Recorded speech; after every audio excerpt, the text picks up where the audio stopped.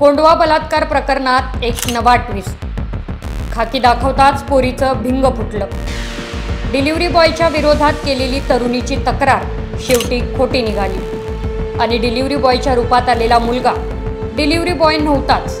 पोलिसांनी फिर्याद महिलेच्या समोर त्या मुलाला उभं करताच सगळं भिंग फुटलं। त्याने माझ्यावर अत्याचार केला नाही, मी मानसिक तणावातून ही खोटी तक्रार दिली, यावर फिर्याद मुलीने कबुली दिली। या घटनेमुळे सर्व डिलिव्हरी कंपन्या आणि संपूर्ण पुणे हादरून गेल्याचा प्रकार घडला होता। मात्र पोलिसांच्या 24 तासाच्या आत केलेल्या तपासामुळे हे सगळं नाटक समोर आलं। हे नाटक काय आहे, तिने हे नाटक कशासाठी केलं, त्या पाठीमागचा उद्देश काय होता आणि त्या मुलाला या प्रकारामध्ये अडकवण्याचे इतक्या गलिच्छ प्रकारे प्लॅनिंग का केलं गेलं, याची सविस्तर माहिती पब्लिक माईकच्या आजच्या व्हिडिओमध्ये आपण जाणून घेणार आहोत। त्या फिर्याद मुलीचा तो चांगला मित्र होता। पोलिसांच्या तपासामध्ये त्यांची समोर आलेली चॅटिंग, त्यांची कॉल हिस्ट्री आणि त्यांचे एकमेकांशी असलेले कॉन्टॅक्ट समोर आले। त्याने तिला स्वतःहून कॉल करून आपल्या घरात बोलवल्याचा प्रकार समोर आला।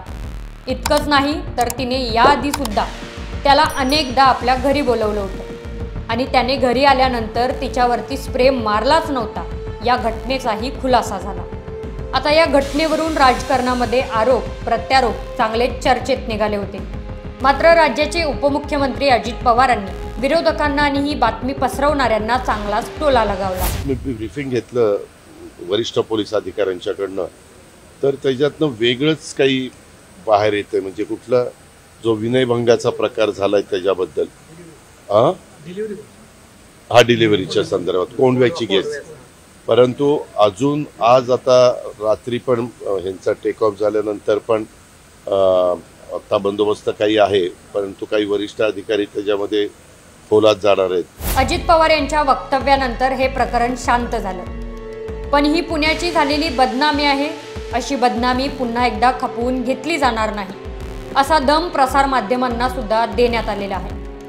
यावरती पुणे पोलीस आयुक्त अमितेश कुमार यांनी सुद्धा सविस्तरपणे या घटनेची माहिती दिलेली आहे। एखाद्या महिलेवरती अत्याचार होणं ही समाजासाठी फार भावनिक गोष्ट आहे।